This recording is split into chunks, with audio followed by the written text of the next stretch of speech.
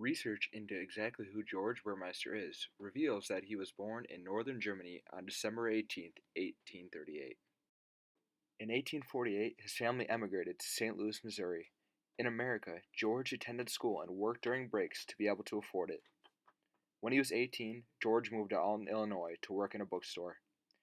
In 1857, a severe illness caused George to give up on his job and shortly after rejoin his parents, who now lived in Iowa County, Iowa. While there, George taught a district school during the winter. He also organized the first Sunday school and debating society in the county. In the spring of 1858, George entered Western College where he studied several years. He taught during the winters in order to support his education. George finished his senior year at Western College in 1861. Shortly after graduating, George, along with other students, enlisted in Company K, the 1st Iowa Infantry. Once mustered out, George finished a course in Jones Commercial College in St. Louis, Missouri. During the winter of 1861, George returned to Muscatine to teach school. In the spring of 1862, the school that George taught at closed. To occupy his time, George began to study law. George planned to go back to school at State University in Iowa City, but was faced with war. He enlisted in the Army on July 24, 1862, where he joined Company C, the 35th Iowa Infantry. On September 18, 1862, George was appointed captain of the infantry.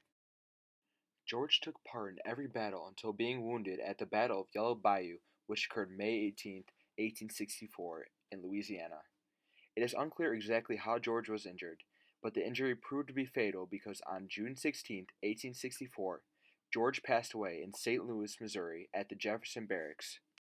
On June 22, 1864, George was buried in Muscatine, Iowa.